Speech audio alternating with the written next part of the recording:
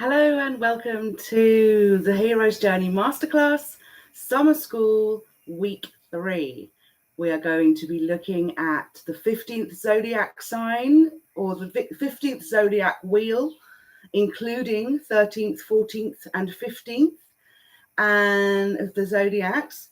And this is also bringing into our consciousness, the old rulers, or the older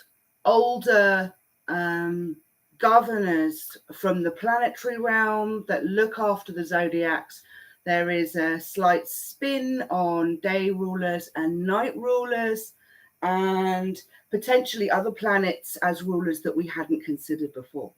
So thank you very much for being here. This is the third of the Jade tablets that I have created. My name is Sasha Wallace. I am your MC for these adventures, and I have designed the 10 Jade tablets, which we are going to be sharing during summer school before we head out proper into the Hero's Journey Masterclass in October. So please do join us for these free summer school events each Tuesday at 10 a.m. EST, 4 p.m. GMT. And they will be running every Tuesday throughout August and September and the beginning of October. And we start in October for the full course on the 18th of October. So you can check out the trailer that I have on this channel and on my other channel, which is Bloom Healing Tarot, for a full rundown of the agenda for the summer school and a few little teasers about what's coming up in the Hero's Journey Masterclass. So stick around for the summer school. It's going to be short, fun, and hopefully full of fun information. And let's get cracking. I apologize for starting late today. So we just have to wait till it wants to go live. And she certainly came through for us. Here we are. Thank you so much for being here. It looks like my microphone is working pretty well. But obviously, if there is any issues with the sound, please do tell me during the live. Okay, fantastic. So let's get cracking. This is the third of the Jade tablets. I am sharing these with you as I created them, as they came through me as channeled pieces of information, and they are in the order from which I discovered these new truths, these revealings of things that the cosmos has been trying to share with me throughout my research. So I'm sharing the Jade tablets in the order that I created them, so you can really delve into my thought process as to what led me forward in each step. How I uncovered or unlocked the next door was really through the portal of each Jade tablet that came before it. So they've become a very powerful chronology. I just saw 333 as I said that. So I decided to share them with the collective in that way, rather than perhaps piece them together or conjoin them with some of their brother sister tablets, which those associations and connections have emerged at a very dimension level, and we will get to that. But there is, I will explain more about the dimensions as we go through the course.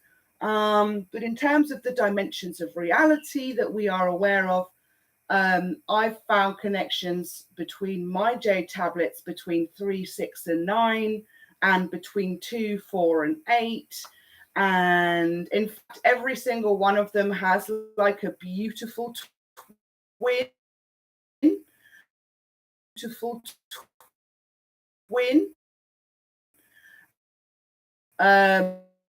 Which, mirrors, date, and elicit in your minds and in your imagination. And hopefully this can come alive for you, as it has come alive for me over the past few years. This is really a life's work that has come together over, bouncing off from about 6 years of research into mythology, astrology, the tarot, numerology, how everything connects together at these very fundamental systems of understanding, such as the Kabbalah, the Mayan calendar, tropical astrology, Western, Vedic, tropical, which might be called Western, it's more the rest of the world, whereas Vedic is very specifically originating from India and the Asian subcontinent. But Vedic is a very different and more accurate way of looking at astrology and the constellations, because in Vedic astrology, they understood the precession of the equinoxes. They understood that the Earth was actually not completely straight on its axis, it's slightly tilted. So as the Earth spins round, it's showing a slightly different part of its top bit, its head, its top, than due north. So it's not exactly due north. North actually points off at a slight angle because of this idea of the slight tilting. So that tilting also affects what stars can be seen, or what constellations and of the star map can be viewed by a particular part of the Earth realm at any given time of the year. And these observations through thousands and thousands and thousands of years, going back to the Babylonians, the Sumerians as well, Asia, China, and crossing across the great straits of Eastern Europe and into Western Europe, and finally over to the Americas. So there's this beautiful idea of information moving across the planes of the planet. And it really was a case of what you could see in your sky, and how the Earth, the sun, the moon, and the visible planets appeared to you. And those observations, those connections, that symbolism is what created culture for those peoples in those different parts of the world at different times of history. And the Babylonians, the Sumerians, and those very, very old civilizations, and those of Atlantis, Lemuria, of which we have writings that go back and into China as well, that predate Western thought by thousands and thousands and thousands of years, predate what even our history books would have us believe was going on. Our history books, the things we were taught in school, would have us believe as fact that we walked out of the caves as Neanderthals 6,000 years ago or less, that we were dim-witted cavemen and cave women that hadn't even discovered fire, hadn't even discovered agriculture. We now know through so many different sources that civilization was well and truly established at advanced levels of mathematics, science, astronomy, looking at the stars, being able to map huge swathes of time through the planetary movements that we would find impossible to understand today, because we've only really had a grasp of science in our culture for 300 years.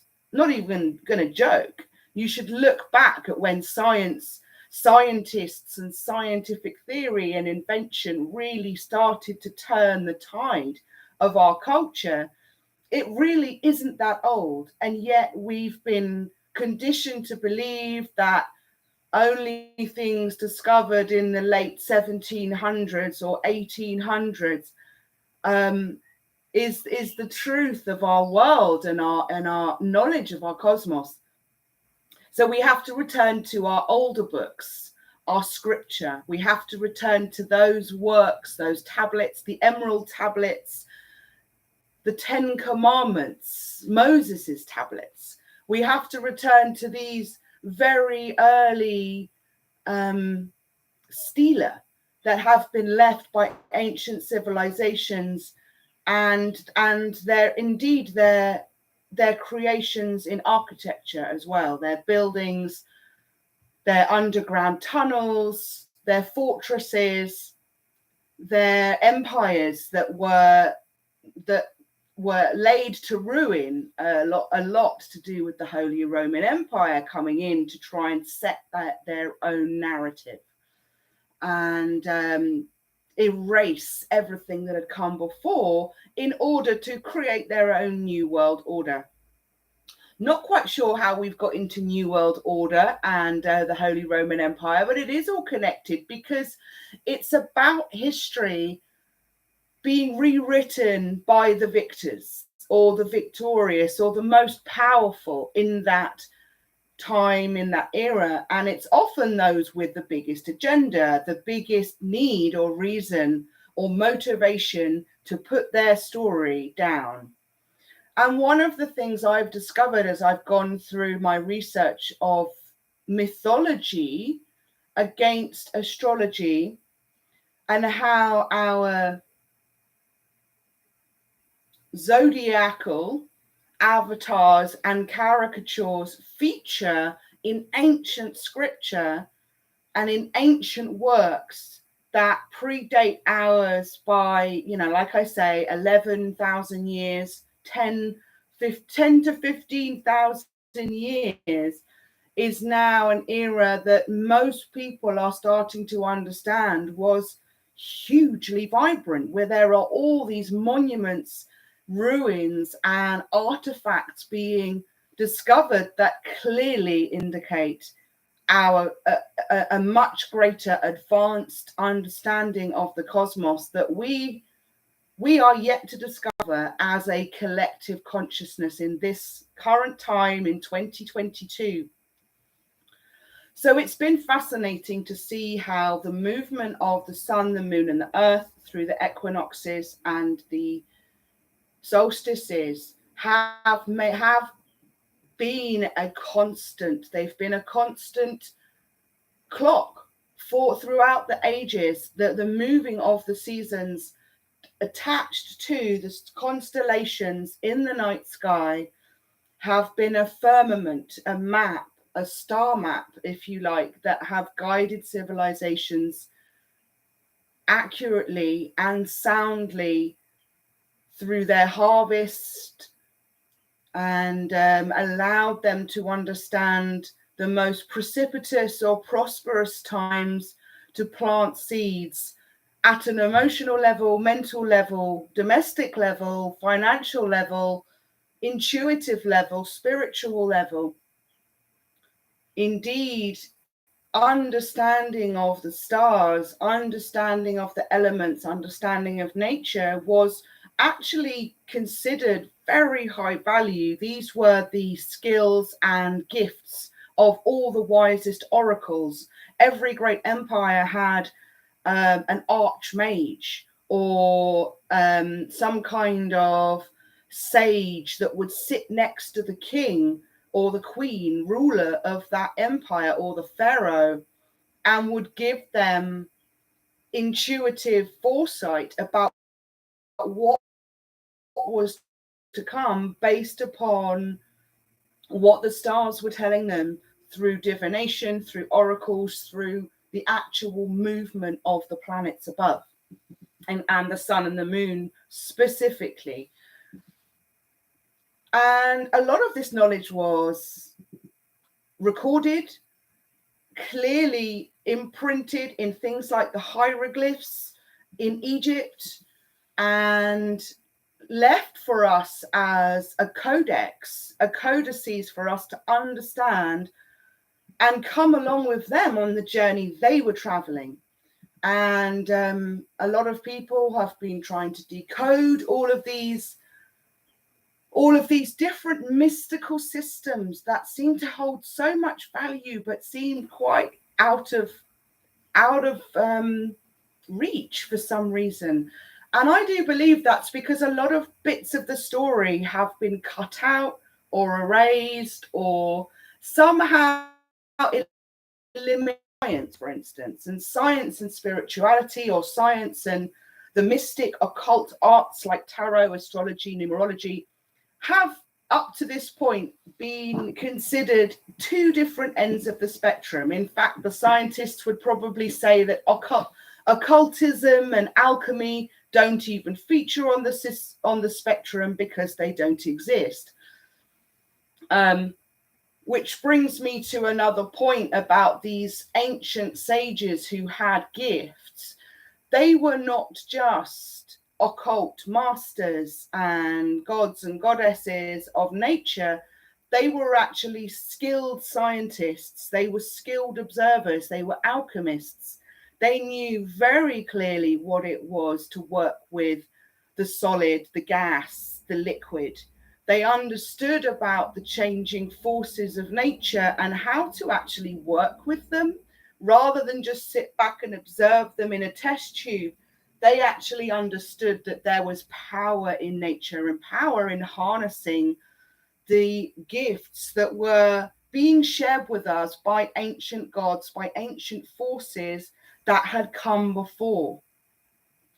And so great scientists of our early era, though many of those considered among the Illuminati or the Freemasons of that time, were both scientists and spiritualists. They were able to be an occultist, at the same time accurate with their precision, meticulous in their writings, in their recordings, and their observations and their timings.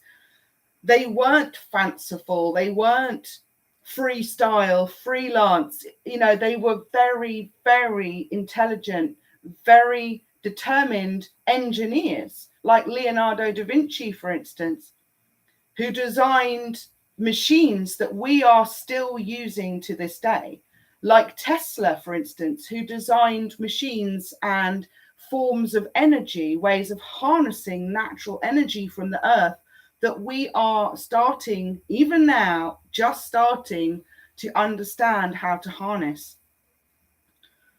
And so I'm really of this same school of thought, coming from a very scientific upbringing, but very much a child of nature at the same time, and fully fledged with spiritual gifts. Like, I've been innately imbrued with gifts that come down from my ancestry, and that I really believe have allowed me to open up to this wider sense of the knowledge that is out there for us, and perhaps, or not perhaps, has been hidden on purpose by whatever ruling tribe wants to take power over the narrative and over the people's consciousness of that time for whatever reason. And if you look back at the history books, that is pretty much all you're going to see. You're only ever going to see the side of the victors. And also, you're not going to see the truth of what happened. You're going to see it the way the victors wanted you to see it.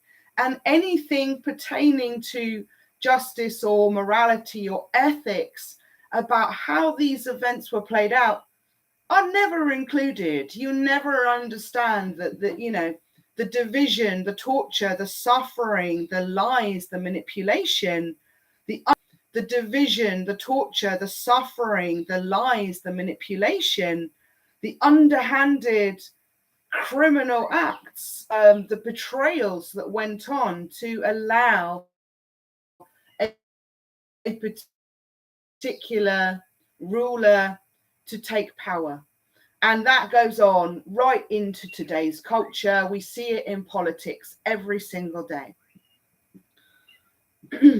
So, my journey as a spiritual scientist is to try and marry back these systems of thought to a place where we can appreciate them at a tangible level. I saw a really funny meme yesterday from a friend of mine saying that Zodiacs didn't exist. and which I thought was quite funny, because that in itself is it's kind of like an oxymoron, because I suppose some people might say that horoscopes are just, gobbledygook. They don't mean anything. I'm not a particular fan of the word or the style of astrology, which is horoscopes. I'd rather see them as horror scopes. But I am a full initiate of real astrology, zodiacal astrology, that is firmly and very clearly defined by the stars above. And no one can deny that the stars above exist. And each of these beauties here exist in the sky above. And they are always going to be there. They have always been there, and they will always be there. As century rolls into century, that's never going to change. We will die, we will move on, shuffle off this mortal coil, and rejoin the party on another fabulous adventure over the rainbow. As we change, these constants do not. Where and how we can see them in their majesty and their beauty depends on where we are standing on Earth, on this planet Earth. But it doesn't change the fact that they're always there and they're always going to be there, and that each of them hold a power 2222. So the zodiacs do exist. I'm just going to put that out there right now. They very much do exist. And they're not simply pretty pictures or even imagined pictures that people have made up over time and gone, oh, that looks like a bunny. I'm going to say that's the bunny constellation. How they got their names is truly magical. There is mythology is the naming of stars in the sky. If you look back through mythology, which is possibly the most wonderful, exciting journey of literature and image and illustration that you could take.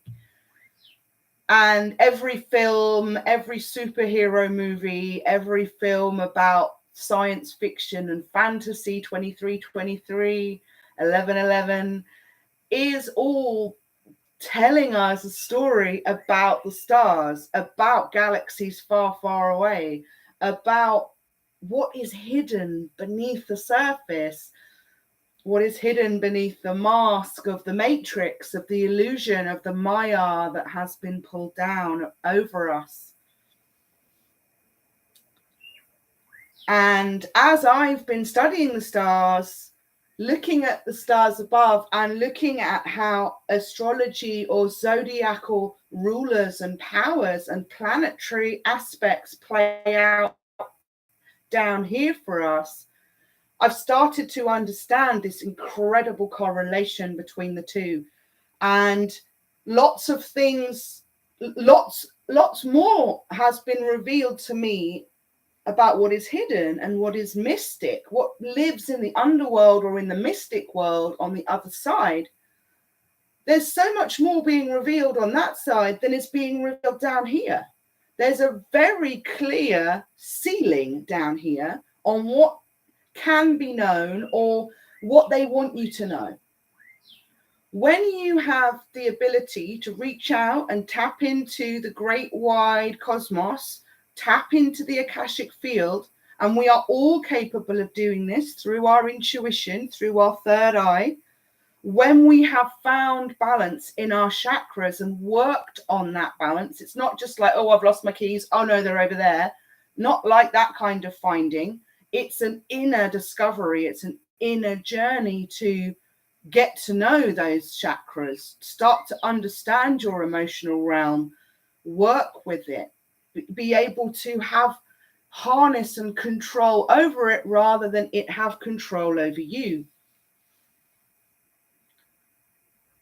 So in that process of understanding, balancing and cleansing and aligning our chakra field, we open, so by opening the lower ones, we enter the gateway of the heart, and then we can sort of reach out into the higher chakras. But that journey starts from the earth, from the ground, from the underworld. We've got to drag it up from the underworld to be able to bring it up into a more divine heavenly place. And as we do that, we become beautiful antennas, very clear channels for spirit, and spirit will work through you, move through you, and show you things about the world around you.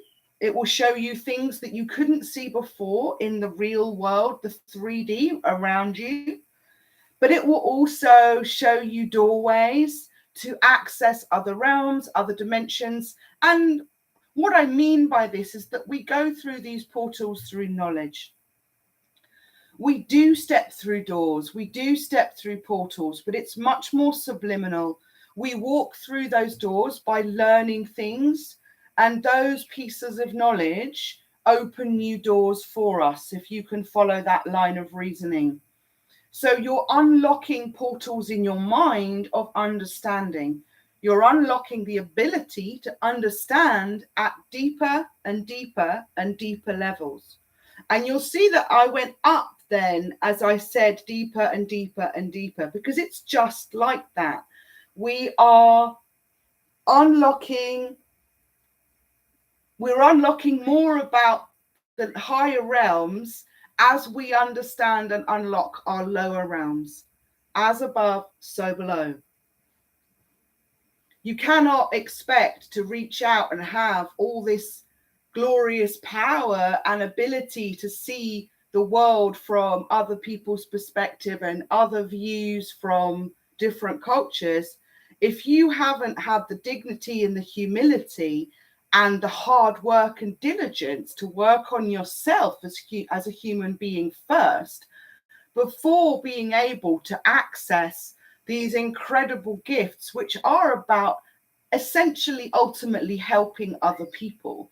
This is not just a cornucopia playground like a supermarket sweep where you can run in with your trolley, get all the manna and bounty for just you, and then leave as quickly as you came. No. This is a journey of selflessness through self-love. It's about realizing that you have a purpose and a mission, and that ultimately is about being able to move through this world, through this life, through this particular journey that you're on, with as much goodness and love, by sharing as much goodness and love and goodwill as you possibly can, and leaving as little destruction and debris in your wake as possible. And that is both a physical, tangible reflection of how we shouldn't litter. We shouldn't throw our rubbish on the ground, on beautiful Mother Earth. This Mother Earth is our real home. I expect you wouldn't turn your trash bin, spiritual burpees. I expect you wouldn't turn your dirty bin, onto your bed and just like have all your dirty, smelly, dripping rubbish on your beautiful bed sheets. Well, that's what you're doing when you're dropping litter on Mother Earth. So you wouldn't do it in your own home. So actually, it's about remembering that as we move through this planet, she is our home. And if we respect Gaia and we look after her, she will ultimately look after us as the Earth Mother she is and has been, keeping you alive, keeping you safe, keeping you grounded all this time.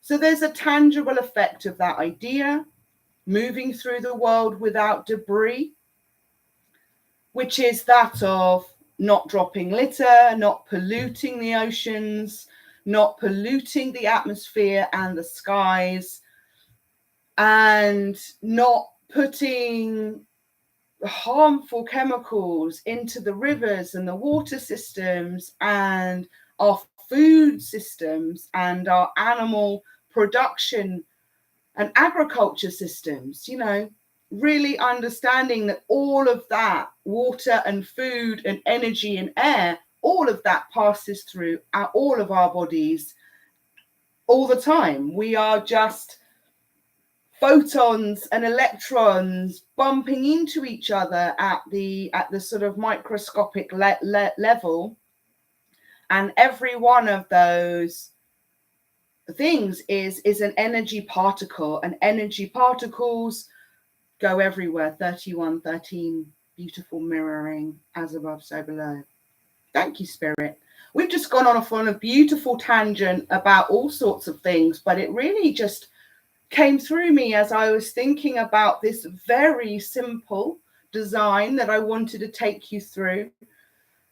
And I guess that's because I'm now aware, beautifully aware, of how much magic and mystery sits behind this very simple design that everybody will recognize.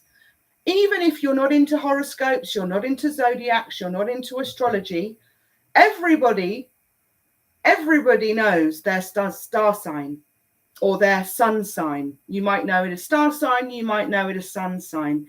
Everybody that I've asked on my travels, and I do all the time, because it's part of my work that I like to know what people know about themselves before I give them a tarot reading, before I help them understand more. I like to check in with where they're at, where their level of consciousness is, and then I'll try and meet them there with whatever it is I'm trying to share or teach or give advice, or like with a tarot reading. And obviously it's good for me because then I can see when people show up in their own reading, because I can recognize them now. I recognize people through the energy of their astrology. I don't necessarily see them as the beautiful resonance that, you know, comes through in my silhouette, in my shadow here on the 3D plane. I actually see people as energy vibrations, and I see them as their zodiac rulers. I see them as the planetary rulers and the zodiacs that are guarded and protected within their birth chart and are living large. And I can see that in the etheric field, both 33, 22. And so yeah, that's how I read people, is actually through their zodiac as much as what they're showing me in the physical. So by understanding their zodiac, I can see them when they appear in a reading, but also it allows me to help move that person from wherever they are to a further step. So if I know that they've gone A, B, and C, then I can try and take them D, E, F, if you know what I'm saying, right? But if they're still at A and they haven't really ever understood that they had a moon sign or a rising sign, excuse me, then we'll just stick with the sun sign and we'll just talk about that and try and give that person a reading that meets them where they are and doesn't lead them too far out of their comfort zone, but maybe gives them a peek at what's on the other side. So we move through this journey one step at a time. We find a key. Oh, hang on, my cat's just trying to come in. 1 second.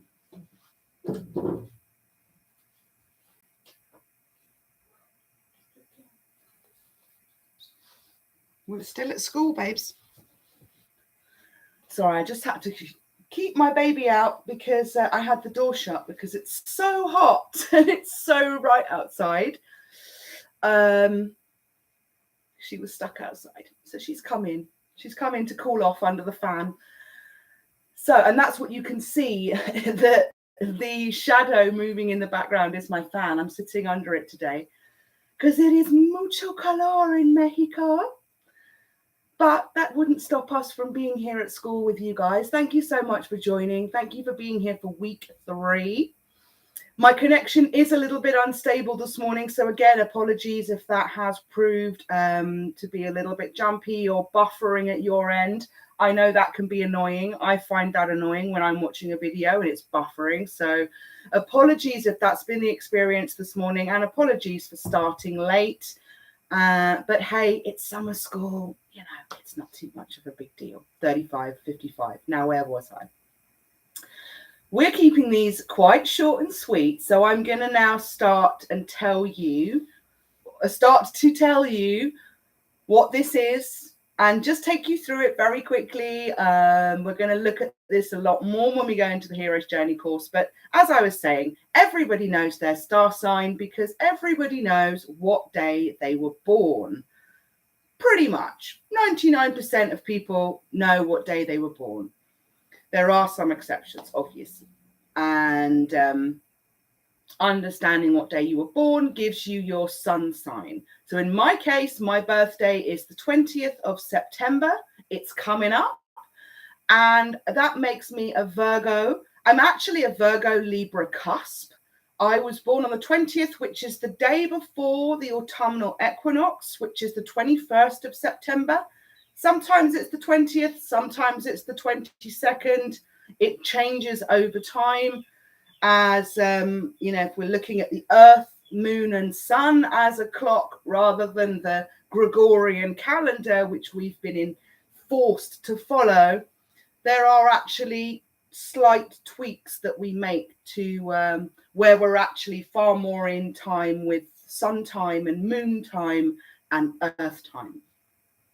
So you all know to a large extent what day you were born. This gives you your sun sign. Okay, so me being a Virgo Libra cusp, Virgo is here. So Virgo is here and Libra is here. Virgo from August 23rd to September the 22nd. Considered to be ruled by Mercury now, but I have also got two different ways of looking at the rulers. I've got day rulers and night rulers. So the idea that we had a ruler from the sun, so a sun time ruler and a moon time ruler for every zodiac. And the Mayans, the Mexicans, believed this. So the lords of the night and the lords of the day is the way that the Mayans interpreted this. And in more of the Western Vedic astrology, they have proceeded, or they've continued to consider rulers as one planet per zodiac, or one planet per two zodiacs in some cases. But actually, for a very, very long time, or throughout the early stages of modern astrology, it was considered that Saturn was the ruler for 5 or 6 of the zodiacs. And the reason being is that the zodiacal rulers were assigned by our modern scientists as being the sun, the moon, Mercury, Mars, Venus, Earth, or not, us being on Earth, and then Jupiter and Saturn. And that's because they were visible in the night sky. The outer planets of Uranus, Neptune, and Pluto could not be seen. And so they weren't given or ascribed zodiacs to rule over. At some point in the 17th, 18th century, this was re-understood as those planets were discovered, and further understanding and connections were made to those outer planets. But actually, I believe that there were other different rulers that preceded before. It wasn't Saturn. That was just a holding position when people didn't know the truth. So what I'm going to do is I'm going to take you through their ruler before and the ruler now. And I've also broken that down into day rulers and night rulers. So you can see them as having those rulers, both rulers now or both rulers before. Both rulers now as day and night rulers. As day and night rulers, or that they have one ruler now and they had one ruler before in olden times. Okay, we'll just leave it as olden times, because this knowledge has actually been recorded very precisely and accurately as early as the Babylonians and the Sumerians, who also recognized the 13th, 14th, 15th, and other zodiac signs. The Mayan calendar opens out to 20 Solkin. So there is a much greater earlier understanding of the zodiacs that is now grasped here. Most people believe we just have 12, but I absolutely will attest to the fact that if we base zodiacs as being part of this beautiful wheel, to be in this wheel, the sun has to pass through, or it looks like the sun is passing through the zodiacs from where we're standing on Earth. It's actually us that's moving. And as we move, we see the zodiacs move as if the sun is moving behind them. It's actually the other way around. It's us that's moving. The constellations aren't moving either. So I'm going to take you through very quickly this beautiful zodiac chart that I've designed, which has a symbol for each of the zodiacs. It has their rulership, and it has their zodiac symbol here and their name in English. And I'll go through very briefly, starting at Virgo, because we are in Virgo season. We've just gone through the Virgo new moon, and it's my birthday coming up, and I'm heavy Virgo. I've got Virgo in my sun placement, and I also have Saturn, Mercury, and North Node Virgo. So it's very powerful for me, and I'm very excited to share this knowledge with you. So let's run through it quickly. Virgo, August the 23rd to September the 22nd. Old ruler Mercury. New current ruler Mercury. Old ruler Pallas, Vesta, and Chiron.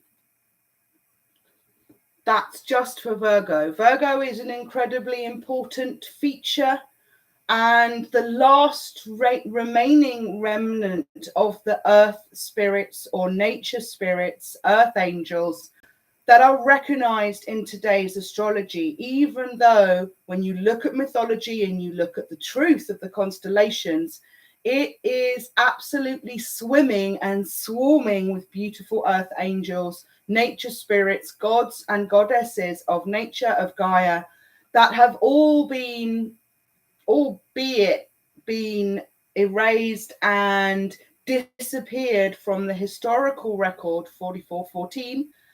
And it is my duty and my journey to return them to the historical record, bring them to life in beautiful technicolor, so that we can understand their gifts and their powers, which have never disappeared. They've just not been visible and available to us, so that, and we couldn't worship them and give them divine praise, which is what the gods want and need in order to come out to play 4444. So let's get this going. That was Virgo. We'll do that one more time. Virgo, 23rd of August to the 22nd of September. Mercury now, Pallas, Vesta, Chiron before. And you can see, or maybe you can't, there is a little sun sign next to their sun or day ruler, and a little moon symbol next to their night or moon ruler, night ruler. And it's mostly the night ruler will be the before ruler, and the day ruler, sun ruler, will be their ruler now. But there are a couple of ways that it's changed, or flipped rather than changed. So we'll move through the zodiac in the order that we recognize it as moving forward into the future. So after Virgo comes Libra, the 23rd of September to the 22nd of October. Can I come a bit closer? Let's do that. This is Libra, 23rd of September to the 22nd of October. Saturn ruler before, Venus now. Next comes Scorpio, the Scorpion, who actually has 3 avatars: the Scorpion, the Eagle, and the Phoenix, representing life, death, resurrection. Scorpio, October 23rd to November 21st. Their ruler now is Pluto. Their ruler before was Mars and Vesta. Or Mars and Vesta would be their night rulers, and Pluto is their ruler in the day. Our beautiful Ophiuchus, the 13th zodiac, the one that actually truly led me forward onto this journey to discover more about the zodiacs in our astrology, was the discovery, my discovery. I wasn't the first person to discover it, but I've definitely been a pioneer in rediscovering Ophiuchus for the modern age. I'm one of the earliest tarot readers that I know that was talking about it. And a lot of people have started talking about Ophiuchus now, which is great because it really does deserve a place in this wheel. 13th is the most important addition to the zodiac wheel because the elliptical path of the sun truly does pass through Ophiuchus very clearly through his foot. And because Ophiuchus is the divine healer, Asclepius or the caduceus is the modern day symbol or ancient symbol that still lives on in the modern day, very much associated with health, healing, ambulances, paramedics. And it goes right through Ophiuchus's foot in the constellations, which is the most divine point on the body from a healing perspective, is the foot. So from our point of view, if we are really appreciating these divine spirits and gods and goddesses as who they really are, and we are taking a particular scientific view of the zodiac wheel, then we really should be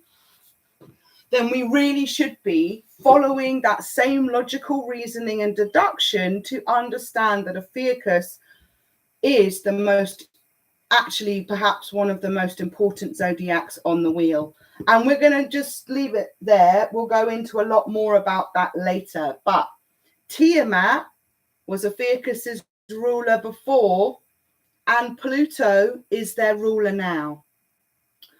Ophiuchus sits right between Scorpio and Sagittarius, and it is November the 30th to December the 18th. So if your birthday is between these dates, you are actually divinely guided and ruled by Ophiuchus, and not only, but in addition to the Scorpio or Sag placement that you already believed you were. So if you are in those dates, I really would suggest you go and have a look into a little bit more depth about that, because I'm sure you'll find something that resonates for you. On to Sagittarius, the Centaur. Ruled now by Jupiter, ruled before by the Moon. Sagittarius is November the 22nd to December the 21st. Capricorn, the Devil, and the Goat. Ruled now by Saturn, ruled before by Saturn. December 22nd to January the 19th. Aquarius, January the 20th to February the 18th. Ruled now by Uranus, ruled before by Saturn. Pisces. Pisces is the two fish, the twinned fish, swimming together forever and ever. February 19th to March the 20th. Ruled now by Neptune, ruled before by Jupiter. Aries, traditionally and quite legitimately considered the first zodiac on the wheel. It is actually the first zodiac on the wheel because it starts at March 21st, which is the true beginning of spring, and it is the actual accurate point of the spring equinox. The spring equinox is considered, or was considered by the ancients, to be the true new year, the true start of the year, not January the 1st. That was all brought in with the Gregorian calendar. Julius Caesar and the Roman Empire that manipulated the calendar to enforce a working week and to,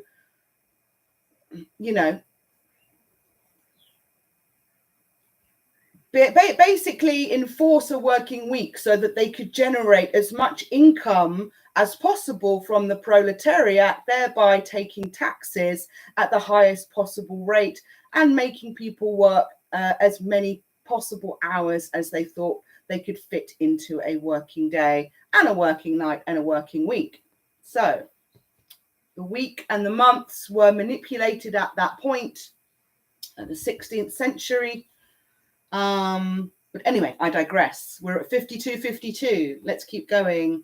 Aries, considered the first of the zodiacs by all of the ancients. Also Ramesses in ancient Egypt. Ramesses was actually named that because he had the head of a ram. And actually at Luxor, at Karnak, on the Nile Avenue, Sphinx Avenue, along the Nile, you will see a beautiful line of 36 gods, all with a ram head, all representing Ramesses and Ramesses II. And that is because they were channeling and embodying that of Aries, that of being the first, that of being the first out of the gates as it came to the spring equinox. Okay. Aries, ruled by Mars now, ruled by Tiamat before. And there's a story around this that we will come to when we talk about Tiamat in some more detail. That Tiamat and Mars are very, very connected. Mars lost its atmosphere when Tiamat was destroyed. Tiamat is the planet that did sit between Jupiter and Mars and is now the asteroid belt. The asteroid belt is the remains of that planet that was destroyed. And at that same time of catastrophe, Mars lost its atmosphere because it was in the pathway of this collision or catastrophe that happened. Or it may have even been involved in creating the catastrophe. There's a few different theories around that. And again, a deep part of my journey has been understanding about Tiamat and the beautiful energy that still rages through our solar system because of her presence, because of her existence. And so for me, I've very much channeled that Aries, Mars and Tiamat have a very strong connection. And I am open, absolutely open to other people bringing to me their ideas about what all of this means. Okay, I'm not for a second saying that all of this is set in stone, but these are channelings that have come to me and been confirmed and reinforced and reasserted over time, over years, over different symbolic systems, I have found these connections holding strong. And I do test them for I do test their tensile strength against my intuition and my hardcore scientific logical reasoning, okay? So this isn't fanciful. This is actually well considered. And it's been a beautiful, exciting, crazy journey in discovering all of this. You wouldn't believe what it's like to be able to talk to the planets and have them talk back to me and tell me their history and what it means for me as a person on this planet, and that I have been gifted this honor and this duty to share what I've been told by the planets, by the earth, by the zodiacs, by these ancient rulers, these ancient civilizations. They've entrusted me with this story and these gifts. And I don't really have any power to do anything but this with my life. Like, I've become consumed by sharing what it is that has been given to me. So I appreciate you listening to my story and giving me the space and the time and the chance to explain and articulate and illustrate for you what this wondrous cosmos is showing to me every single day, and pushing me to do this course, pushing me to put these videos out and to share what I've been told. And there's a chopper going over right now, which is great symbolic meaning for me, just for me. Anyway, it's like 3 minutes to the hour, 57, just coming around the mountain. So why don't we keep this short and sweet? I'm going to keep going. If we talk about Tiamat, I could be here all day, but we will talk about her.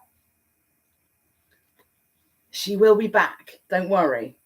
Okay, on to the next of our additional zodiacs. This is the 14th zodiac. This was also not discovered by me. This was discovered when Ophiuchus was discovered and brought into our sort of collective consciousness, and when Ophiuchus was given the title of the 13th zodiac, Cetus was also recognized as the 14th zodiac. And this is a sea monster type creature.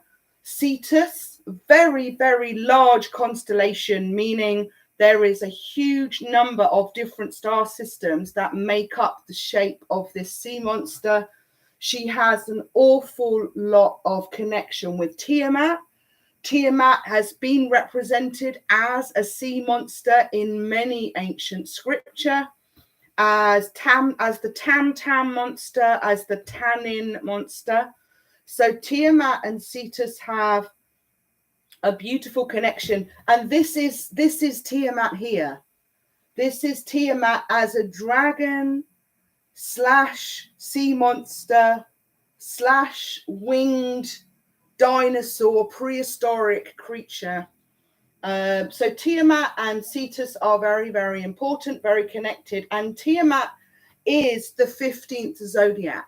Even though she was a planet and a ruler, I have introduced her as both an additional planet of our solar system and as the 15th zodiac wheel. And I've given her a position here between Virgo and Libra. It wasn't intentional to put her at the cusp.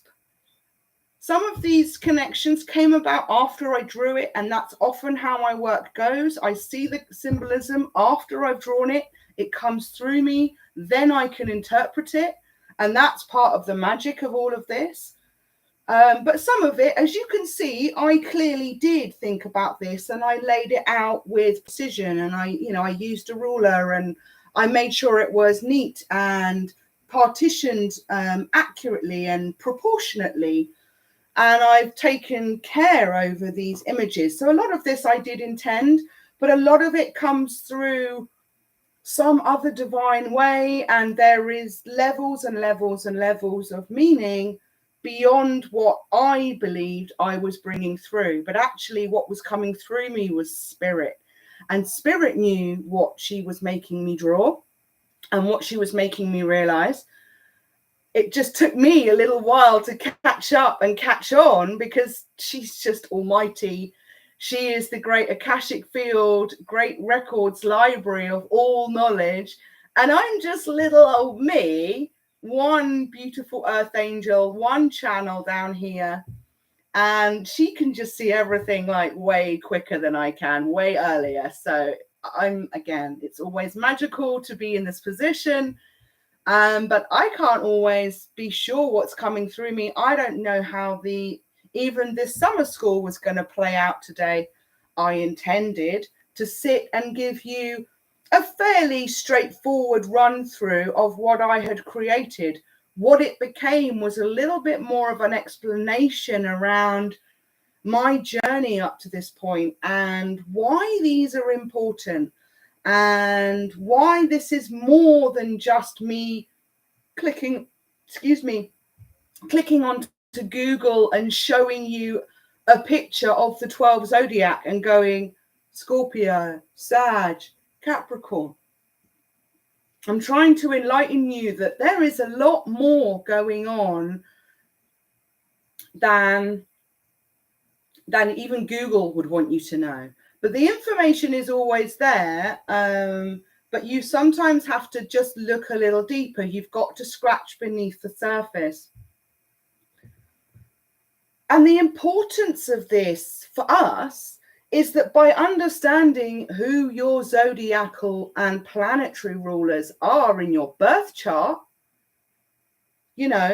each of the planets appear in one of these zodiacal houses in your birth chart. And each of them holds a power and a gift and a message for you. Endless messages, in fact, daily, nightly, moment by moment, if you're open to it. So I'm trying to give you some really amazing tools and gifts that, by understanding how these players are actually your warriors here in the world, that they are imbued with powers to give you more power, and that you can tap into them when you understand their name, when you understand who they are in your birth chart, when you understand what planet they resonate with for you in your birth chart, you will understand something more about yourself, because all of the planets are embedded within us via the chakra energy centers. So I'm trying to show you that actually this is more than just a theoretical exercise. This is more than just looking at something on a page and going, oh, okay, yeah, that's my birthday, or that's my moon sign. These are actually physical, tangible powers that you can access in this 3D world to jump out to other realms, jump out into the cosmos, and jump out into this Harry Potter library that I seem to have found a key to, okay? And I am offering you a key to that very same library if you want to come. It's up to you.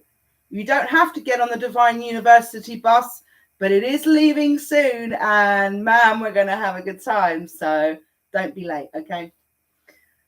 Let's carry on. Looking at the last but not least, beautiful signs. Taurus, this is my moon sign in tropical, but it's in Vedic, my moon sign is Aries, okay?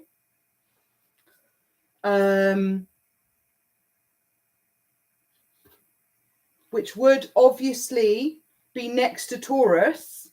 So in Vedic, we'd always jump back one. If your sign changes in tropical to Vedic, it always goes back one, okay? Because the Vedic observes the precession of the equinoxes and the tropical astrology system doesn't, which is incorrect. Vedic is actually more correct. or not more correct, it is correct, because the precession of the equinoxes is specifically our reality.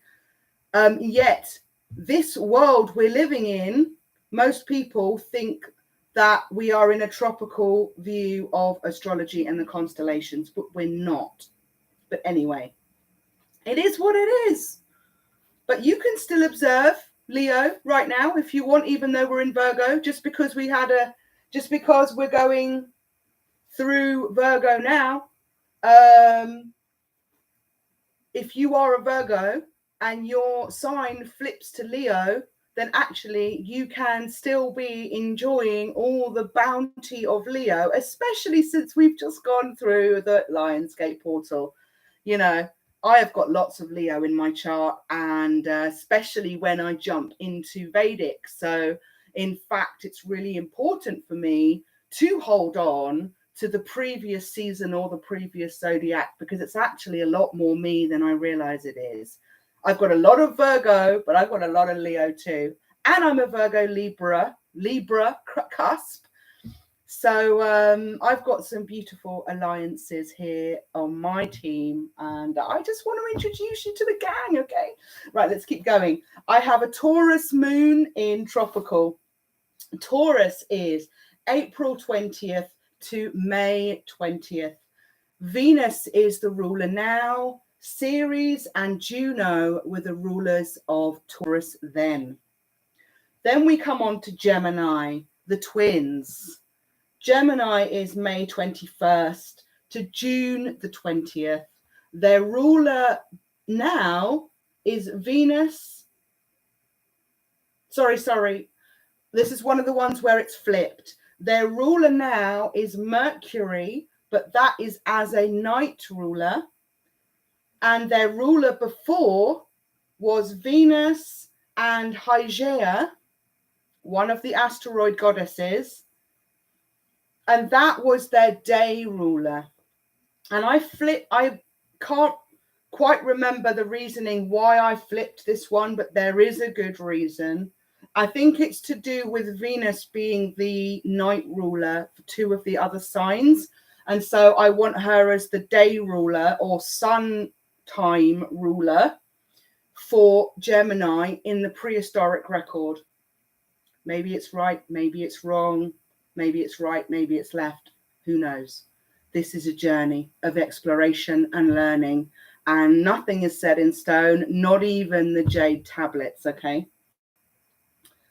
So yeah, there's Gemini, beautiful Gemini, the twins, ruled by Mercury now, but as a night ruler. So Mercury is their night ruler, their moon time ruler, and Hygeia, Venus, Hygeia and Venus, two different spirit goddesses, were their ruler before in the sun time. On to Cancer. Cancer, ruled by the crab, symbolized by the crab, ruled by the moon now, and Mars before. Cancer is June 21st to July 22nd. And then our beautiful Leo, bringing us back to where we began, at that divine portal, Lionsgate portal. Lovely Leo. Our lions, our lionesses, ruled by the sun now, ruled by Saturn before. Saturn and the sun are joint rulers. It may have even been the case that Saturn was the sun before our sun was our sun. And that's a story for another day. But July 23rd to August the 22nd, you will be a Leo if your birthday is between these dates. And if you've just had your birthday in Leo season, I wish you such a happy solar return. And if it's your birthday now, maybe you're a Virgo. And maybe you're a Virgo Libra cusp like me. But if it's about to be your birthday, or if it's your birthday today, happy birthday, Virgo. I'm sending out a big kiss for all those Virgos that are about to have their very happy solar return. And I'm just delighted that I got to share another beautiful jade tablet with you today. Summer school is out, my darlings. It is over and out. This was the third tablet. I will see you next Tuesday for week 4 of summer school of the Hero's Journey Masterclass. If you need to check the agenda, make sure you check out my trailer, which is on this channel, the Hero's Journey Masterclass, and it's also over on Bloom Healing Tarot, my original channel. We're at 111, about to be 111.11. Before I go, thank you so much for donating to this channel. You can donate at paypal.me/Bloom Healing. And your donations are really helping keep this mission alive, helping me maintain my life here in Mexico, as I have sacrificed myself and surrendered myself wholeheartedly to this mission and this journey to bring this information to you. Come hell or high water, I'm going to be here giving you the tea, giving you the juice, and hopefully giving you some insight into the beautiful warrior and hero that you are. I've just seen 111.44 and it's going to be 155. I'm going to say sayonara, and I love you lots.